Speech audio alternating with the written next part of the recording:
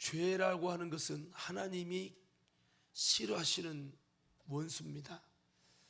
하지만 이 죄도 하나님이 정말로 싫어하는 사망에 이르는 죄가 있는가 하면 사망에 이르지 아니하는 죄도 있다고 성경은 말씀하고 있습니다.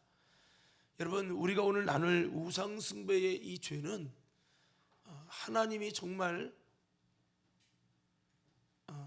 싫어하시는, 최고로 싫어하시는 이 죄 중에 하나가 뭐냐면 우상숭배 죄입니다. 아담과 하와가 에덴 동산에서 다른 죄도 질 수 있지만 선악과를 따먹은 이 죄는 저들이 심판에 이를 수밖에 없는, 에덴 동산에 쫓겨나고 그들이 육신의 죽음과 하나님과 분리되는, 여러분, 그런 죽음을 맞이할 수밖에 없는 보통 죄가 아니라 이것은 굉장히 큰 심각한 죄듯이 이 우상숭배의 죄는 바로 그러한 죄라고 하는 거죠.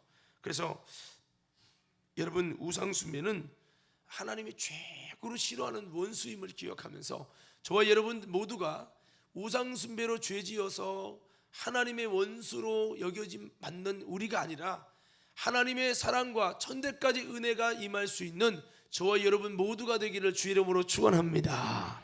사실 이 명절 때 우상숭배에 관한 말씀을 듣는 것은 신앙을 가진 자들에게는 당연할 수 있지만 제사를 지내고 우상을 섬기는 집안 같은 경우는 이 말씀이 굉장히 부담스러울 수 있는 말씀일 수 있습니다. 하지만 여러분, 오늘 이 말씀을 통해서 다시 한번 깨닫고 여러분, 하나님과 아름다운 관계로 세워지는, 또 우상숭배의 죄에서 자유케 되어지는 하나님의 은혜가 우리 모든 성도들에게 임하기를 주의 이름으로 축원합니다. 우리 한번 옆 사람에게 한번 이렇게 악수하며 인사합시다. 우상숭배는 하나님과의 원수가 됩니다. 할렐루야. 아마 아직도 제사를 지내는 집들이 있으실 거예요. 참 이분들에게는 참 이것이 고민이 되고 어려운 질문일 겁니다.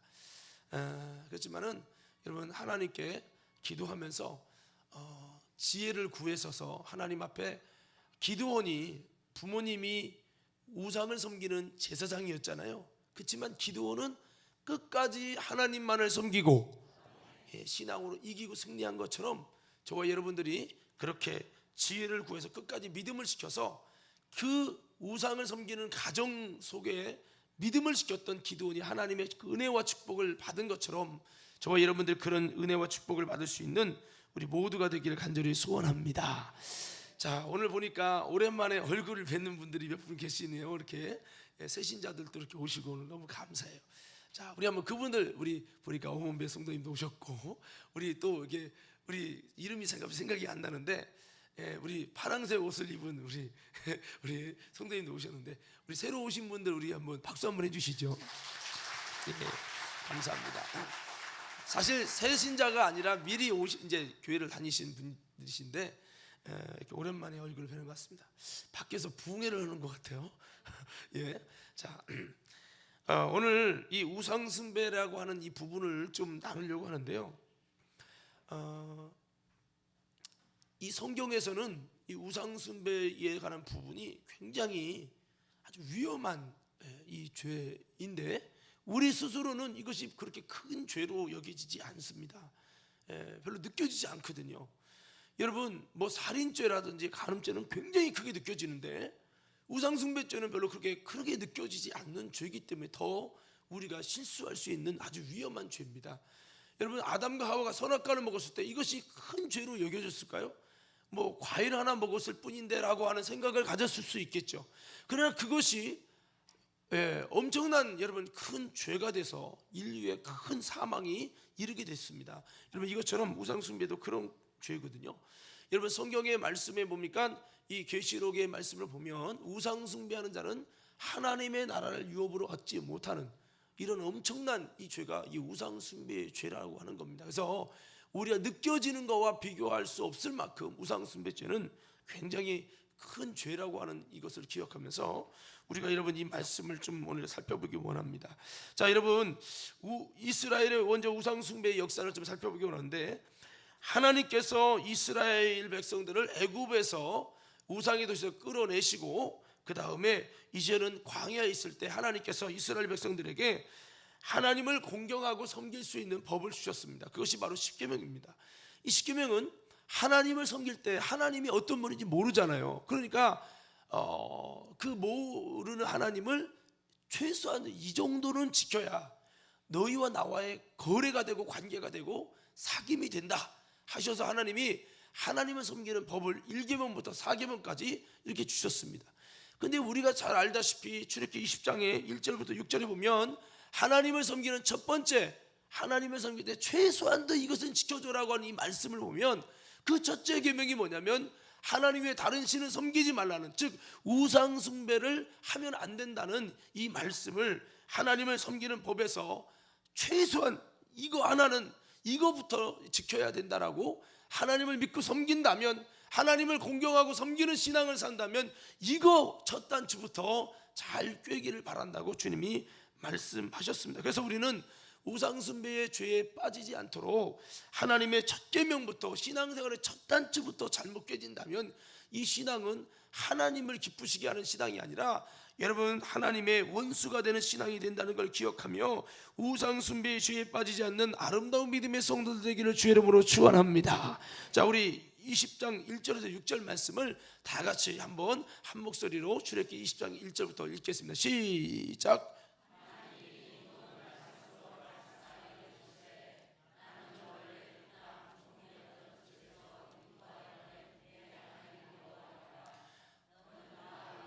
다른 신들을 내게 두지 말라.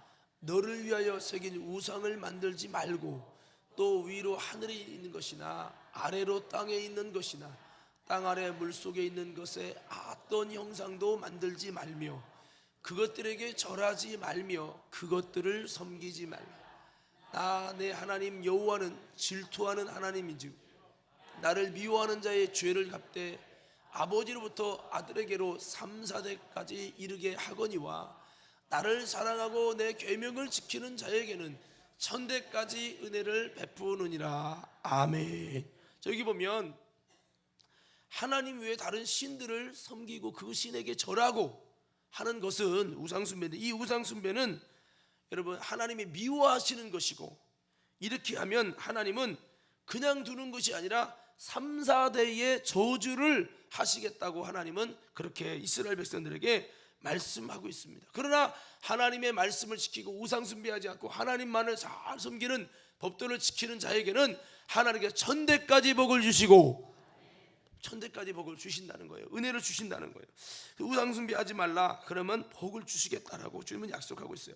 자, 그런데 이 약속을 주시고 계명을 주신 다음에 출애굽기 23장 22절에서 33절에 보니까 이스라엘 백성들에게 하나님이 이제 약속을, 언약을 이제 체결하십니다. 자, 박수 세 번 시작.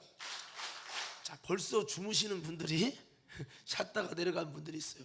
밤새 전부 추셨나 봐. 자, 여기 보세요.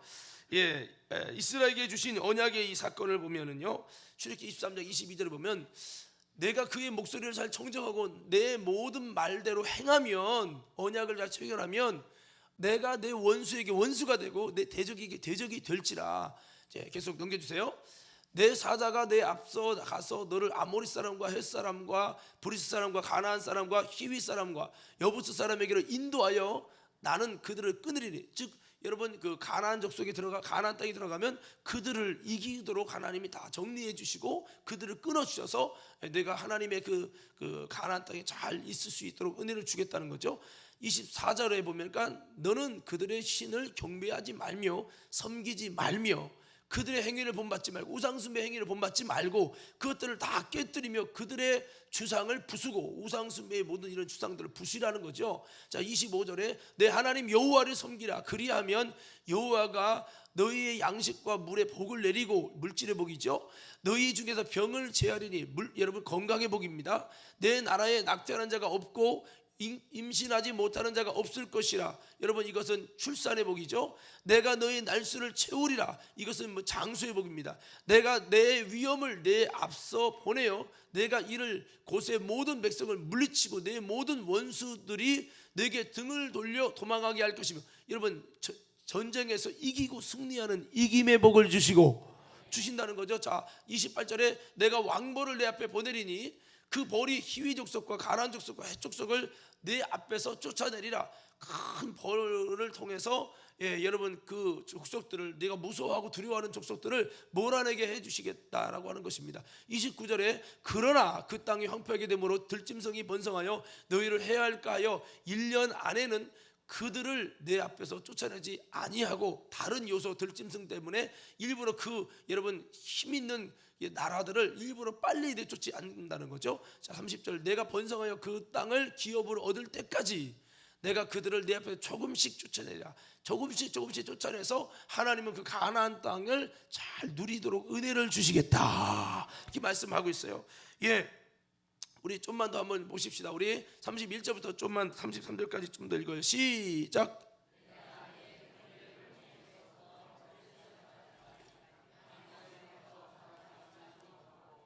그 땅의 주민을 내 손에 넘기리니 내가 그들을 내 앞에서 쫓아낼지라. 계속 있습니다.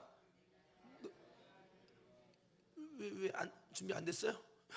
자, 잘 준비하세요. 그래서 여러분 뒤에를 좀 읽어드리면, 무슨 말씀을 제가 읽으려고 했냐면, 출애굽기 23장인데요. 이것이 하나님이 이스라엘과 언약을 하는 거예요.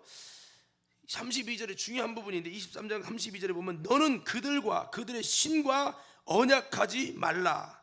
그들이 내 땅에 머무르지 못할 것은 그들이 너로 내게 범죄하게 할까 두려움이라.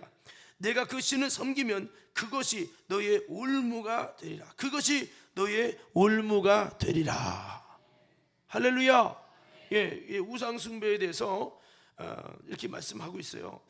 여러분, 그래서 이 말씀을 가만히 보면 우상 숭배하면 하나님이 주신다는 축복, 물질의 복, 건강의 복, 여러분 장수의 복, 출산의 복, 원수와 싸워 이길 수 있는 승리의 복, 이런 모든 복을 주신다고 하는 약속이 우상 숭배하면 다 무용지물이 되고 만다는 거예요. 오늘 여러분 이런 하나님의 놀라운 은혜와 축복이 내 삶 속에 이루어지기 원하시는 분은 크게 아멘 하십시다. 이런 축복을 받아야 되는데 우상 숭배하면 그것이 오히려 너희에게 올무가 돼서 어려움을 겪을 것이라는 거예요.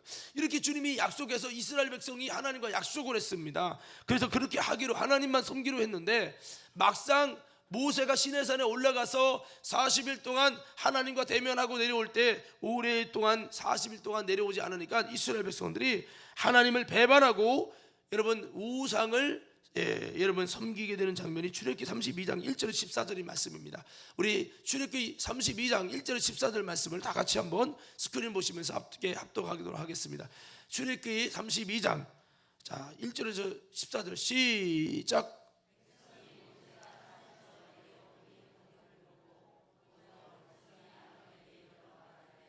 일어나라, 우리를 위하여 우리를 인도할 신을 만들라. 이 모세 곧 우리를 애굽 땅에서 인도해 낸 사람은 어찌 되었는지 알지 못함이니라. 아론이 그들에게 이르되 너희의 아내와 자녀의 귀에서 금고리를 빼어 내게로 가져오라. 모든 백성이 그 귀에서 금고리를 빼어 아론에게로 가져가매 아론이 그들의 손에서 금고리를 받아 부어서 조각칼로 새겨 송아지 형상을 만드니 그들이 말하되 이스라엘아, 이는 너희를 애굽 땅에서 인도해 낸 너희의 신이로다 하는데, 저기 보세요. 아론이 여러분 그 금을 가져다가 금을 달라고 해가지고 금고리 같은 걸 귀고리 박아갖고 녹여갖고 금송아지를 만든 다음에 그 송아지 형상을 이렇게 새겨가지고 조각칼로 새겨갖고 만들었어요. 아론이 만들었단 말이에요. 그럼 만든 아론 또한 똑같이 죄를 정친 거잖아요. 제사장이라는 사람이 여러분 그렇게 우상을 만드는 일을 한 겁니다. 그러니 그러고 나중에 아니라고 저 백성들이 그렇게 해서 저들이 우상을 원했는데 불에 던졌더니 금송아지가 짠 나왔다고 거짓말을 하잖아요. 원래 같으면 아론이 저 현장에서 즉사해야 되는데 하나님의 은혜로 살려주신 거거든요. 그러고서도 나중에 아니었다고 거짓말을 하는 거예요. 정말 이런 일들을 우리가 하면 안 되는데 이 아론부터 이제 그렇게 우상 숭배의 역사에 아주 여러분 사용된 것이죠. 우리는 마귀 역사에 쓰임 받지 않기를 주의 이름으로 축원합니다. 5절 말씀입니다. 함께 있습니다. 시작. 아론이 보고 그 앞에 제단을 쌓고 이에 아론이 공포하여 이르되 내일은 여호와의 절이니라 하니 이튿날에 그들이 일찍이 일어나 번제를 드리며 화목제를 드리고 백성이 앉아서 먹고 마시며 일어나서 뛰놀더라. 그러니까 여러분 그 제사를 지내고 우상 숭배를 한 다음에 그 다음 날 이튿날에 이제 하나님께 번제와 예배를 드리고 또 했다는 거예요. 그러니까 예배도 드리고 뭔 소리 이게? 우상 숭배도 하고 동시에 다 한 거예요. 그러니까 우리로 따지면 제가 좀 이런 좀 얘기를 하는데요. 물이 있는데 이 물에 똥 한 덩이만 들어가도 이것을 더러워서 사용을 할 수가 없잖아요. 여러분 이와 같이 이스라엘 백성이 예배도 드리고 우상 숭배도 하고 같이 한 거예요. 그러니까 우상 숭배를 하지 말아야 된다는 것을 그들은 어떻게 생각을 했냐면 우상 숭배를 했지만 예배 잘 열심히 드리면 되지 않느냐라고 생각하는 거예요. 지금도 이런 그리스도인들이 있어요. 내가 예배 잘 드리고 풍요 때 은혜 받고 기도하니까 우상의 제물을 먹고 마시고 내가 우상 숭배해도 하나님 다 이해하실 거야 라고 생각하는 분이 있어요. 근데 여러분 여기에 우유가 있다면 우유에 곰팡이를 넣으면 곰팡이와 우유와 함께 먹을 수 있습니까? 아니죠. 여러분 다른 것이 이물질이 들어가는 순간 이것은 변질돼서 사용할 수가 없어요. 이 깨끗한 보리차 물이 있지만 여기에 똥 요만한 거 한 덩이 넣으면 내가 물어볼게요. 미나은 원장님 똥 한 덩이 이만큼 넣으면 먹을 수 있어요 없어요? 말 같지 않은 얘기를 한다고 아시지만 여러분 웃지만은 우리 신앙생활에 여러분 물이 이만큼 있듯이 여러분이 예배드리고 신앙생활하는 모습이 이만큼 있다면 우리가 가끔 한 번씩 하는 절하는 우상숭배 제사 지내는 우상숭배 한 덩어리가 들어가면 이것은 하나님이 받을 수 없는 것이 되고 만다는 거예요. 할렐루야. 아담과 하와가 아이고 내가요 생명나무 100그루 먹었어요. 근데요 내가 딱 한 번 선악과 먹은 것 뿐이에요. 선악과를 먹는 순간에 생명나무 실과의 그 생명의 역사는 중단되는 거예요. 동시에 다 누릴 수는 없다고요. 근데 많은 사람은 두 가지를 다 하려고 해요. 누구처럼? 이스라엘 백성처럼 우상숭배 전날 죽어라고 해놓고 그 다음날 여호와의 절일이다 번제와 화목제를 드리고 여호와 앞에서 뛰놀았다는 거예요. 더 열심히 뛰놀았겠죠. 왜? 우상숭배 죄를 좀 가리려고.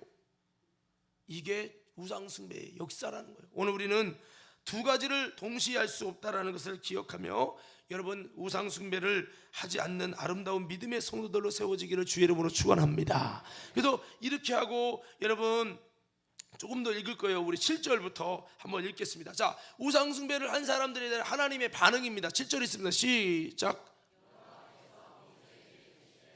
너는 내려가라. 내가 애굽 땅에서 인도하여 낸 내 백성이 부패하였도다. 첫 번째, 하나님은 그 우상숭배한 모습을 부패했다는 거예요. 부패하면 어떻게 돼? 버려야죠. 사용할 수가 없어요. 내 백성이 우상숭배를 통해 부패됐다는 거예요. 두 번째 8절이 있습니다. 시작.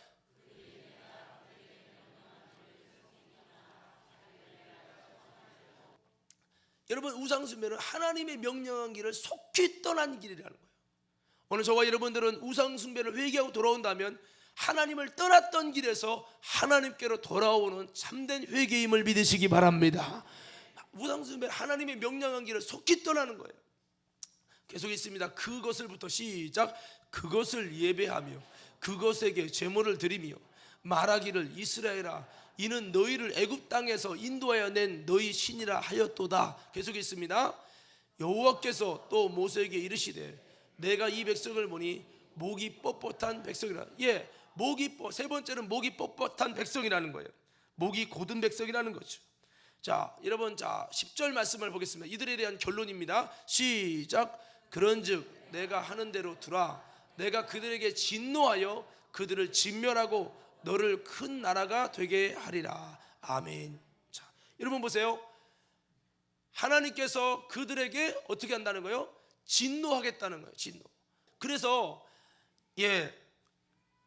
하나님께서 우상 숭배한 이스라엘 백성들의 하나님의 반역한 배반한 역사를 향해서 하나님의 반응은 첫째 내 백성이 부패했도다. 두 번째 목이 곧은 백성이로다.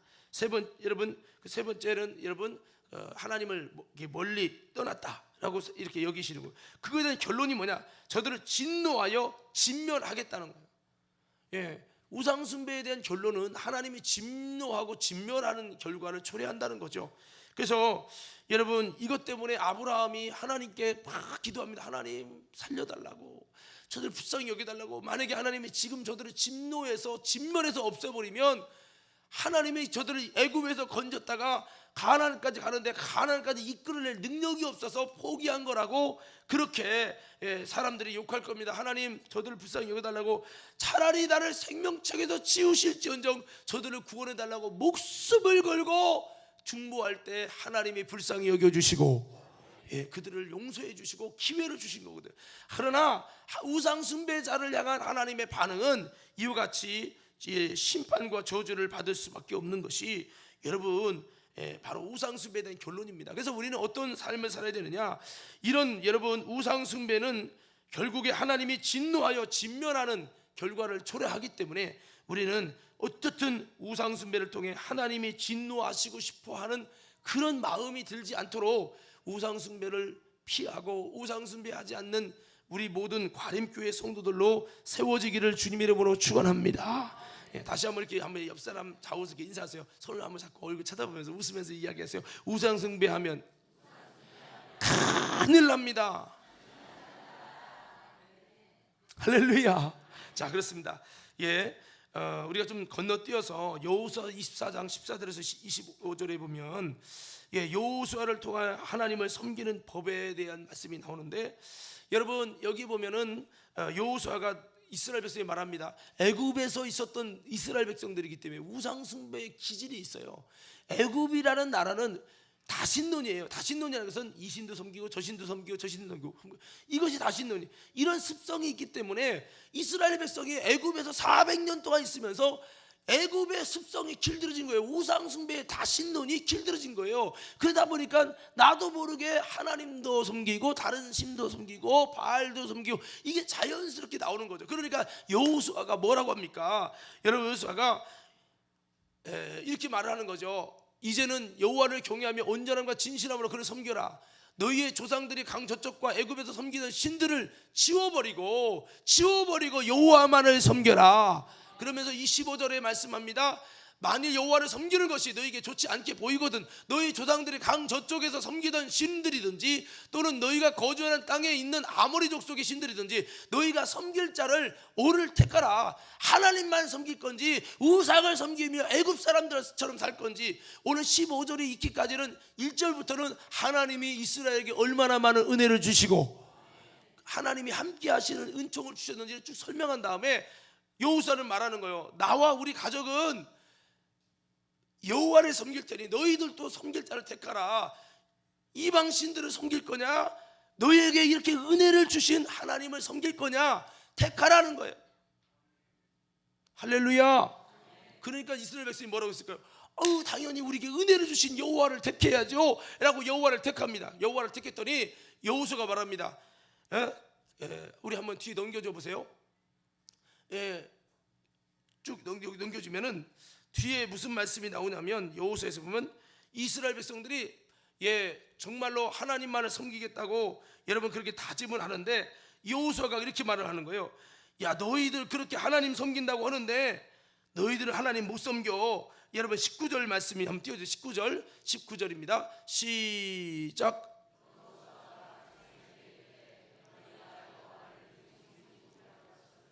그는 거룩하신 하나님이요 질투하시는 하나님이시니 너희의 잘못과 죄들을 사하지 아니할 것임이니라. 계속 있습니다. 시작. 만일 너희가 여호와를 버리고 이방 신들을 섬기면 너희에게 복을 내리신 후에라도 돌이켜 너희에게 재앙을 내리시고 너희를 멸하시리라 하니. 그 하나님은 어떤 하나님이에요? 질투하는 하나님이에요. 아멘.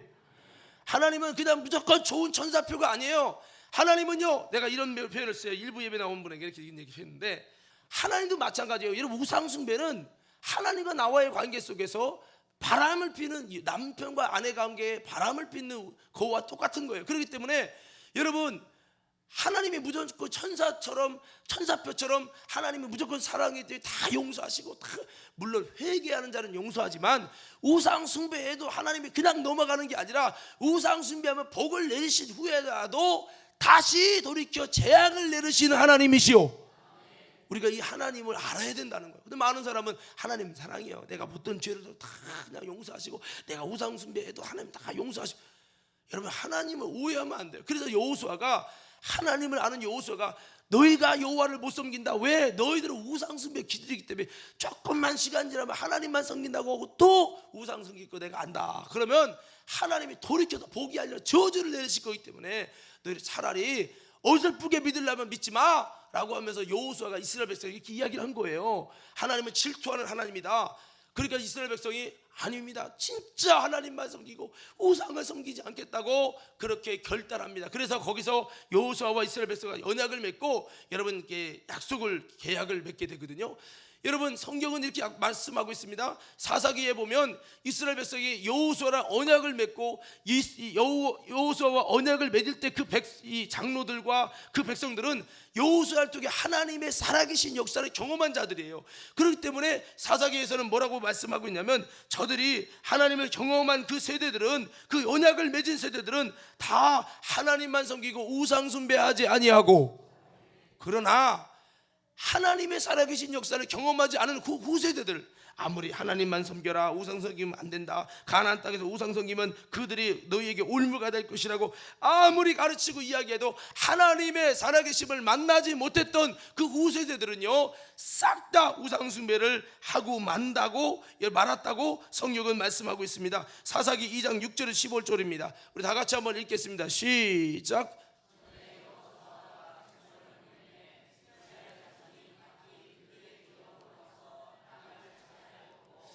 백성이 여호수아가 사는 날 동안과 여호수아 뒤에 생존한 장로들, 곧 여호와께서 이스라엘을 위하여 행하신 모든 큰 일을 본 자들이 사는 날 동안에 여호와를 섬겼더라. 계속 있습니다.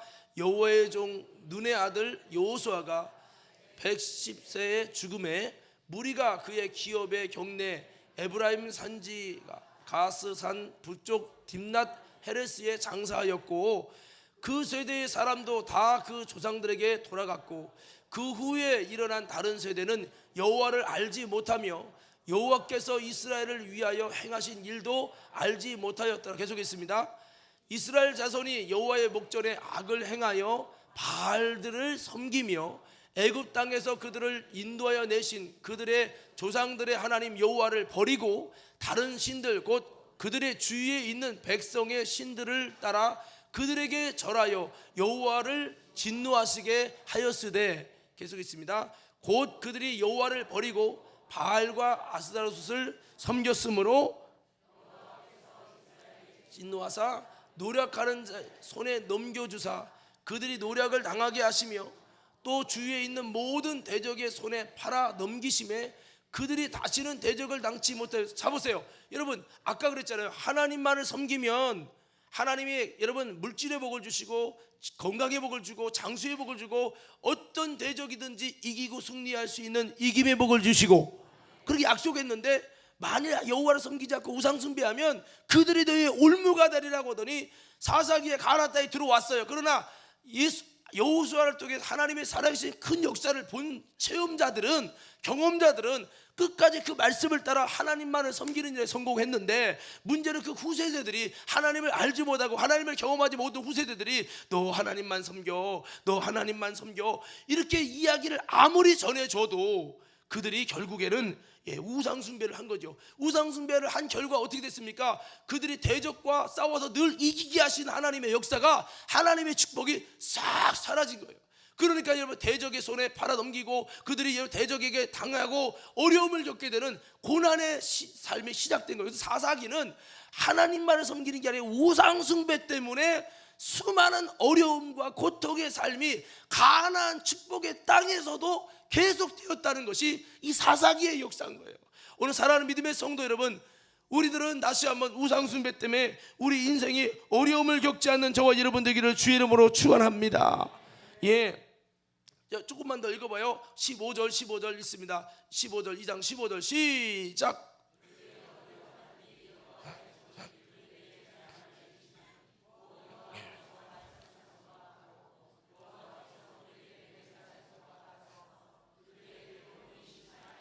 예, 우상숭배의 결과는 여호와의 진노하심과 노력당하게 하심과 어디를 가든지 재앙을 내리시고 저들의 괴로움이 심하게 되어지는 그런 여러분 어려움이 임하게 되는 거예요. 사사기 역사는 우상숭배로 말미암은 아주 고통받는 역사가 반복되고 있습니다.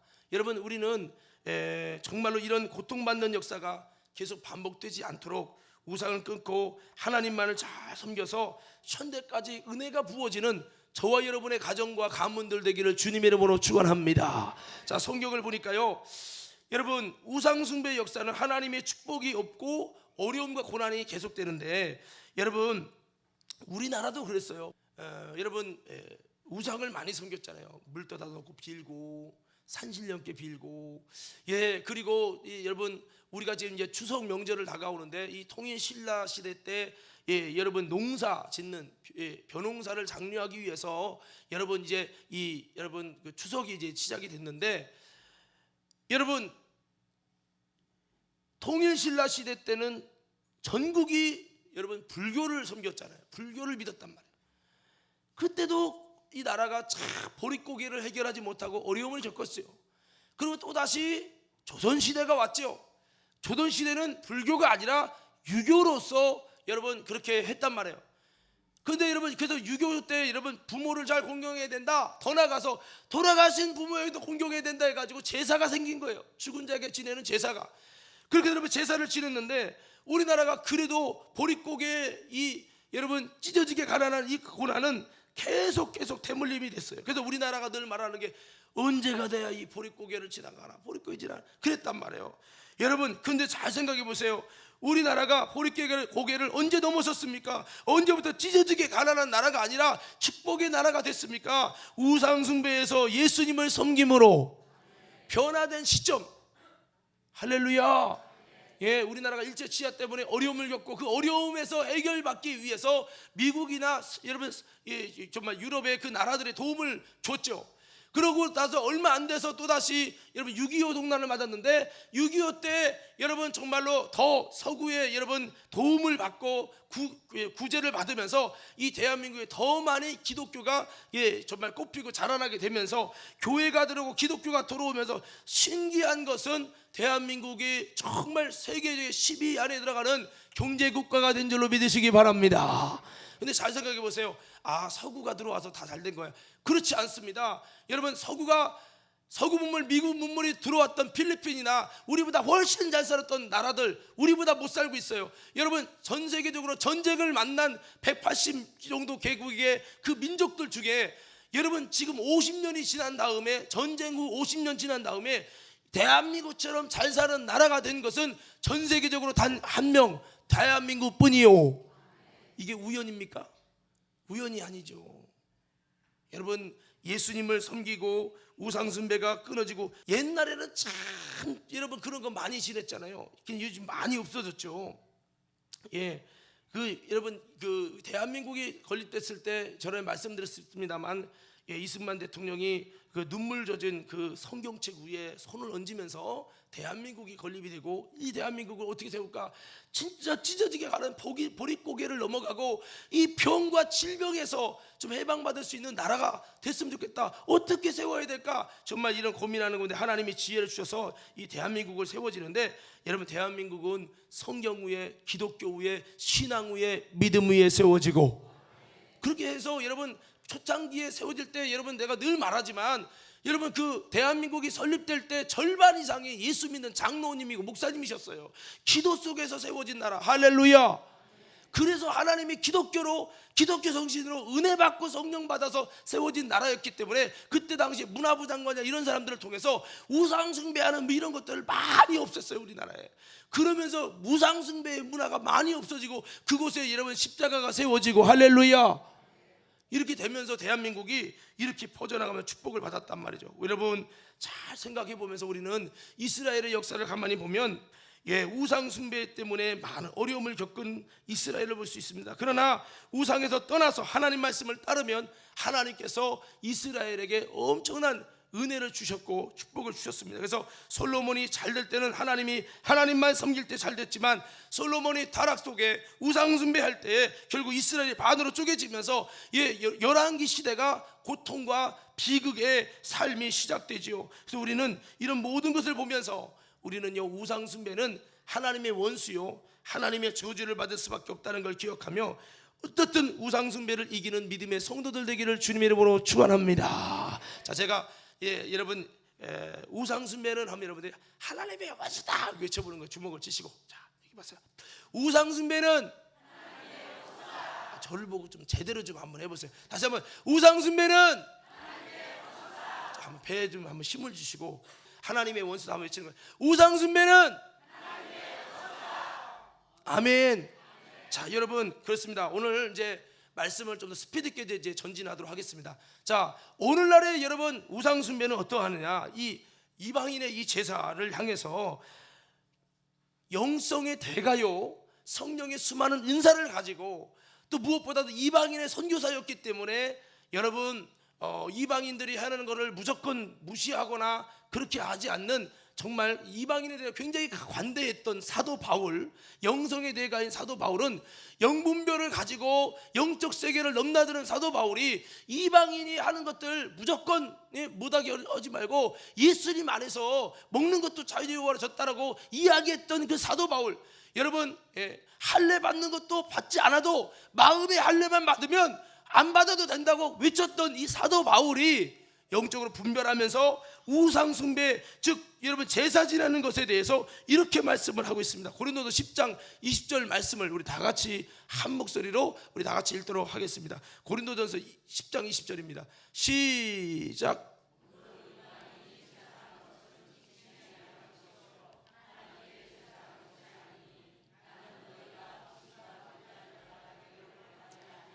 자, 여러분, 이방인이 제사하는 것은 누구에게 하는 거라고요? 우리가 예배하는 건 누구에게 하는 거예요? 하나님에게 하는 거죠. 그러면 이방인이라는 것은 이스라엘을 제외한 모든 나라를 말해요. 이스라엘을 제외한 모든 나라가 제사하는 것은 겉으로는 돌아가신 분에게, 조상님께 제사를 지내지만, 그러나 실상은 이 제사를 누구에게 드려지는 것이 된다고요?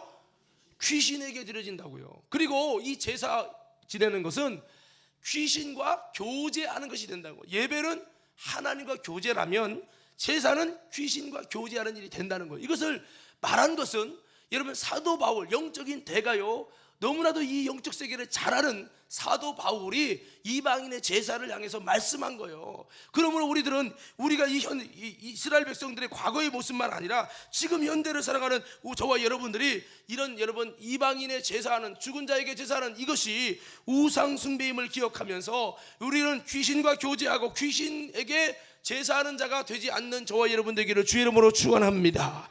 우상 숭배가 뭡니까? 삼위 하나님 외에 다른 신이나 돌이나 물건이나 음식, 또한 죽은 것 앞에, 생명 없는 것 앞에 절하거나 숭배하는 것이 우상 숭배라는 거예요. 그래서 여러분, 하나님께서는 아까 성만찬 얘기도 했지만 성만찬처럼 우상의 제물을 먹는 것 또한 그것은 귀신과 교제하는 일이 되어버린다고 하는 거예요.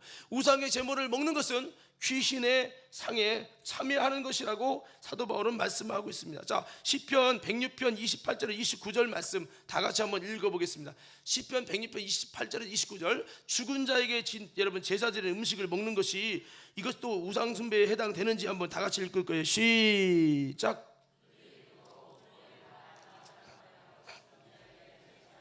자, 죽은 자에게 제사하는 음식을, 죽은 자에게 제사 지내는 걸 한 거예요. 우리만 한 게 아니라 옛날에도 했어요. 근데 죽은 자에게 제사한 다음에 그 제사 음식을 나눠 먹었어요. 하나님께 드리는 제사는 뭡니까? 하나님께 예배할 때 번제물을 드리면 그 번제물을 같이 나눠 먹어요. 그게 뭐예요? 화목제예요. 근데 제사 지낸 여러분, 이방인의 제사는 우상에게 하는 거고 귀신에게 하는 건데, 귀신에게 드린 제사 지낸 음식을 나눠 먹었어요. 이것이 정말 죄가 될까 안 될까? 먹는 것인데. 자, 보세요. 29절 한번 읽겠습니다. 시작. 그 행위로 주를 경노하게 함으로써 재앙이 그들 중에 크게 유행하도다. 자, 그러면 물어봅시다. 제사한 음식, 죽은 자에게 제사한 음식이 뭐 조상이 될 수도 있지만 죽은 자에게 제사한 음식을 먹는 것이 죄가 돼요, 안 돼요? 표정이 또 이상하네. 지금 명절 때 내려가자고 지금 머릿속에서 지금 차 타고 내려가고 있나 봐. 여기 다시, 죽은 자에게 제사한 음식을 먹는 건 죄가 돼요, 안 돼요?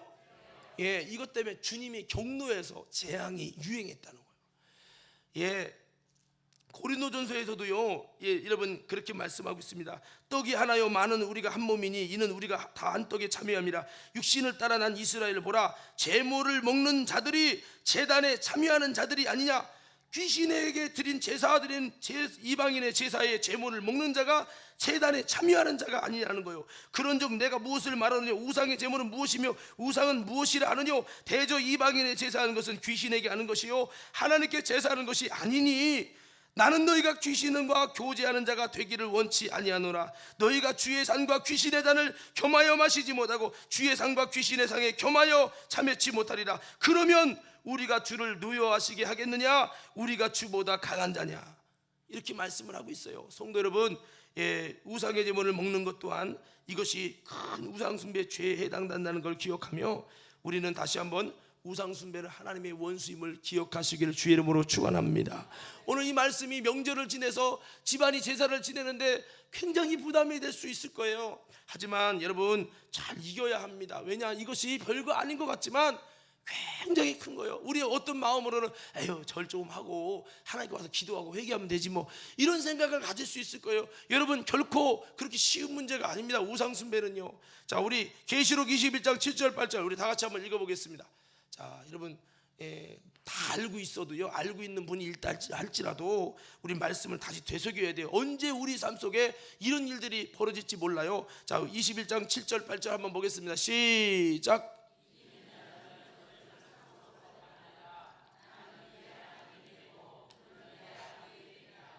그러나 두려워하는 자들과 믿지 않는 자들과 흉악한 자들과 살인자들과 음행하는 자들과 점술가들과 우상 숭배자들과 거짓말하는 모든 자들은 불과 유황으로 타는 못에 던져지리니 이것이 둘째 사망이라.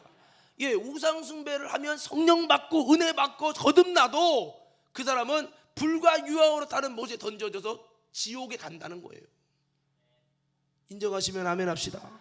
자, 여러분 계시록 14장에서도 보면은 9절 12절에 보면 하나님을 믿고 은혜를 받고 믿음을 가졌다 할지라도 그들이 이마에 짐승의 표를 받으면 10절에 보니까 자, 짐승의 표를 받으면 그도 하나님의 진노의 포도주를 마시리니 그 진노의 잔에 섞인 것이 없이 부은 포도주라. 거룩한 천사들 앞과 어린 양 앞에서 불과 유황으로 고난을 받으리. 불과 유황의 고난이면 바로 둘째 사망인 지옥불에 들어가는 거죠. 11절입니다. 그 고난의 연기가 세속도로 올라가리로다. 짐승과 그의 우상에 경배하고 그의 이름을 그 이름표를 받는 자는 666이죠. 누구든지 밤낮 쉼을 얻지 못하리라 하더라. 예, 12절입니다. 성도들이 인내가 여기 있나니 그들은 하나님의 계명과 예수에 대한 믿음을 지키는 자니라. 성도 여러분, 성도들이 인내로서 하나님의 계명과 예수 믿음을 지켜서 우리는 우상 숭배 죄에 빠지지 않는 아름다운 믿음의 성도들 되기를 주의 이름으로 축원합니다. 한번 따라 하시겠습니다. 우상의 제물을 먹지도 말고 만들지도 말고 절하지도 말고 참여하지도 말자. 자, 믿음으로 크게 아멘.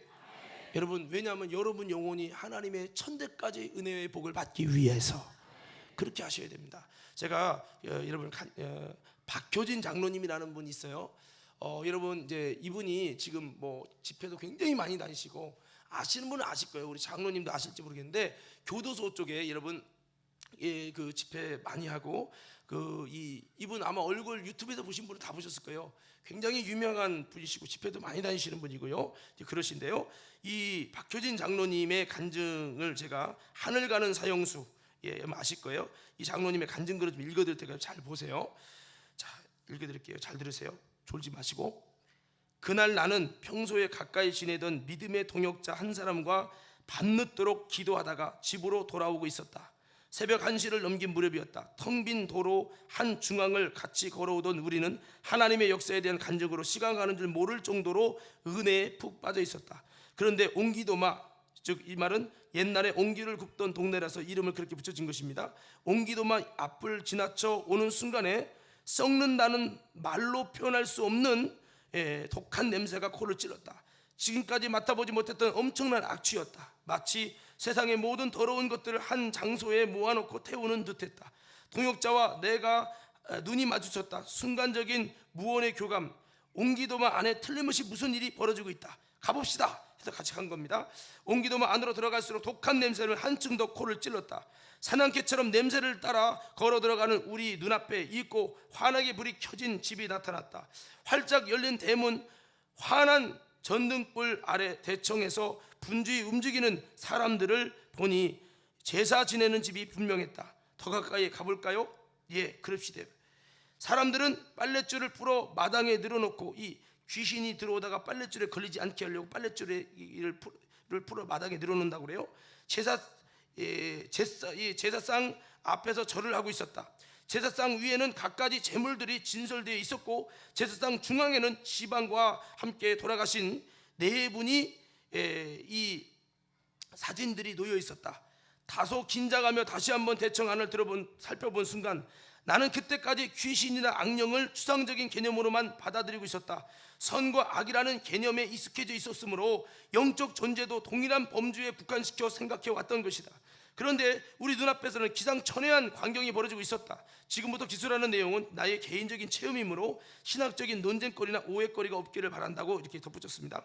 제사상 위에는 물론이고 제사상 아래에도 천장에도 빌로드처럼 진한 흑색의 영체들이 온통 북적대고 있었다. 혹시 잘못 보았나 싶어서 아무리 눈을 비비고 다시 보아도 마찬가지였다. 수백을 헤아리는 엄청난 귀신떼들이 온 집을 누비고 있었다. 육신을 가진 제한적인 존재가 아니라 영적인 존재여서인지 그들은 마치 공간을 이동하는 듯이 제사상 아래 위를 들락날락하고 있었다.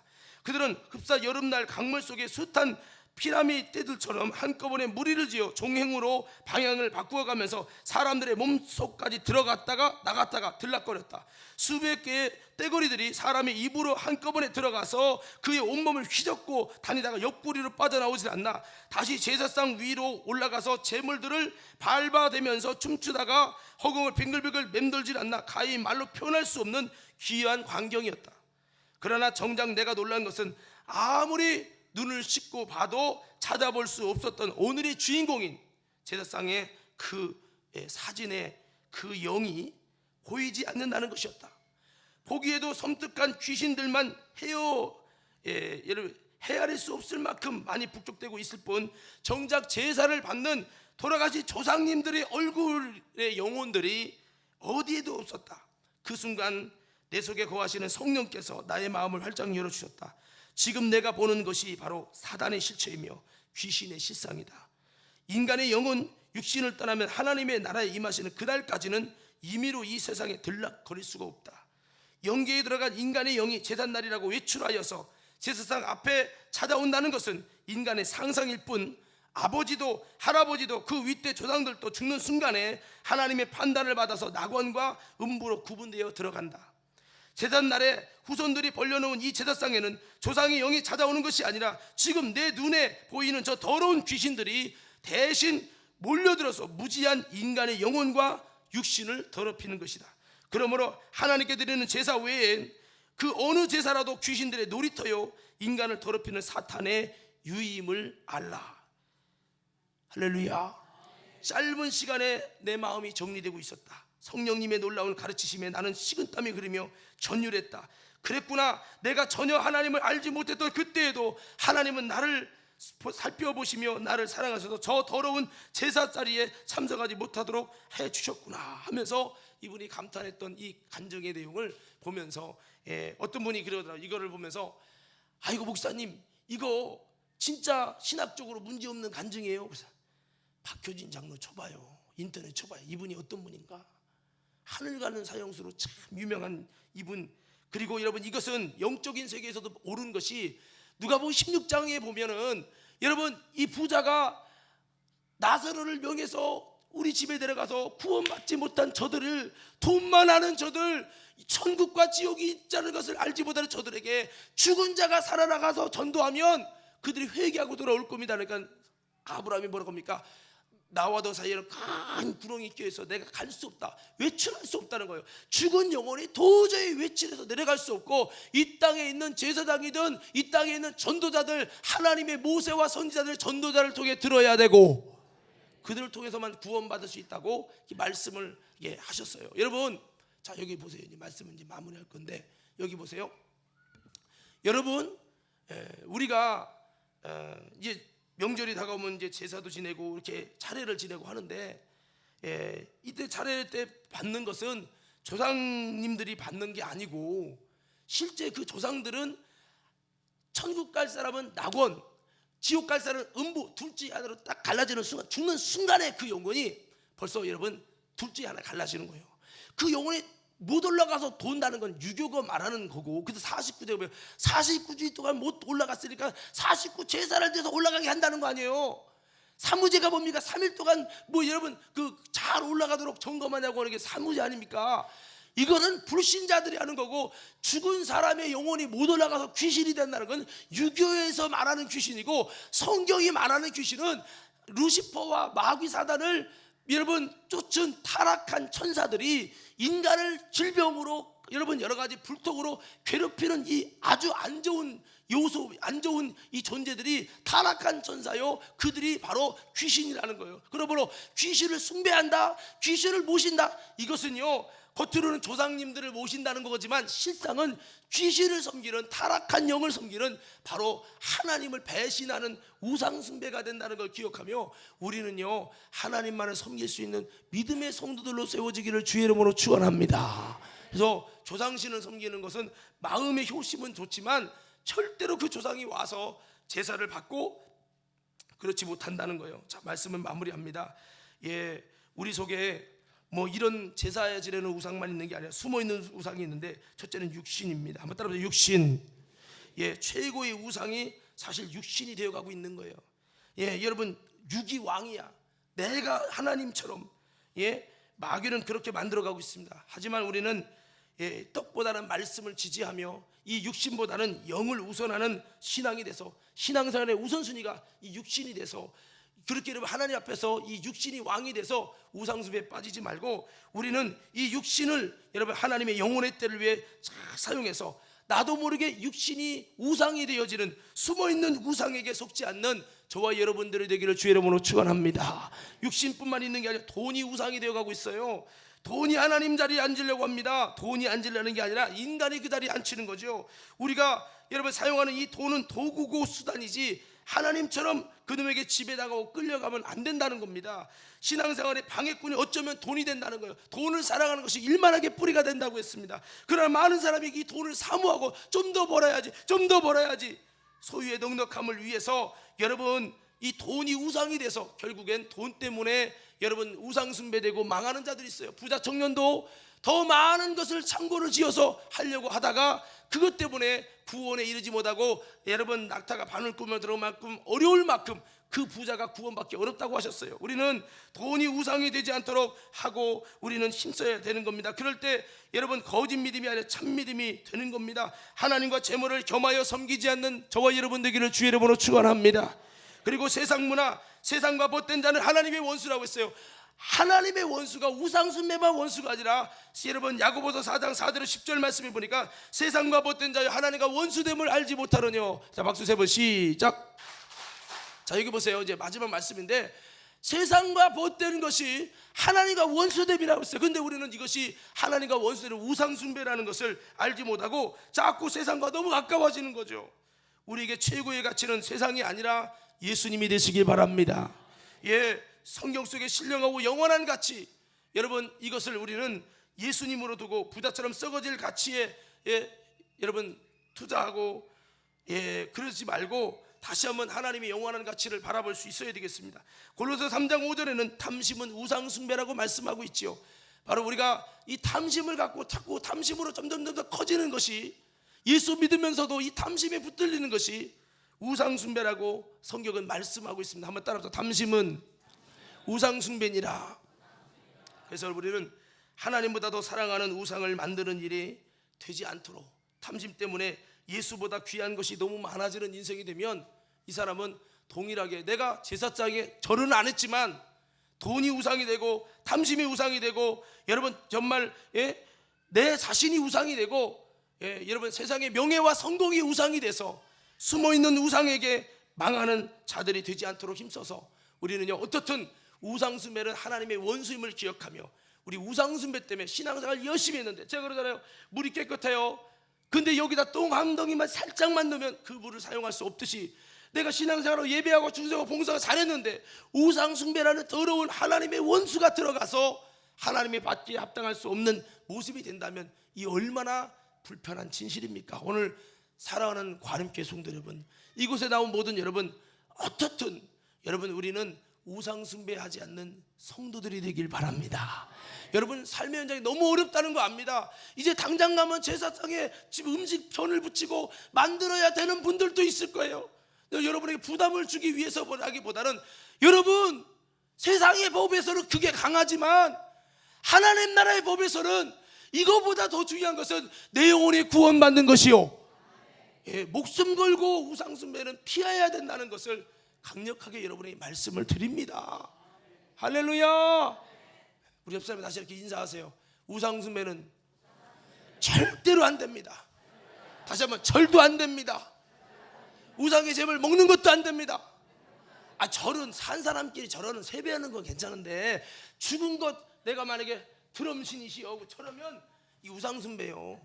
느부갓네살 왕 그 동상입니다. 느부갓네살 왕에게 절하는 거는 괜찮아요. 왜? 어른이니까, 왕이니까 인사하는 거죠. 그러나 그 신상 앞에, 동상 앞에 절하는 거 우상숭배죠. 우리는 십자가 앞에서 절하는 거 아닙니다. 십자가는 예수님의 보혈의 은혜를 생각하고 마음에 갖는 거지, 십자가가 우상에서 절하면 안 돼요. 예수, 여러분 모세 시절에, 여러분 그 모세 시절에 여러분 이스라엘 백성이 불뱀에 물렸죠. 불표가 다 불뱀에 물려 죽어가니까 모세야 어떻게 좀 살려보라니까, 모세가 기도하니까 하나님이 장대에다가 이 구리뱀을 갖다 달아라 하고 그걸 쳐다본 자는 살리라 했더니 사람들이 쳐다보니까 살았단 말이에요.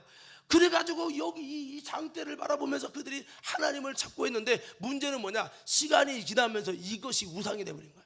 하나님을 섬기는 중심은 없고 이 장대만 바라보는 거야. 그래서 히스기야가 이게 우상이 돼가지고 여러분 장대에 놋단을 쌓은 이 놋단이 여러분 그 놋으로 된 이 장대에 매달린 이 것을 다 허물어 버렸어요. 무슨 말인지 이해됩니까? 우리는 어떤 것도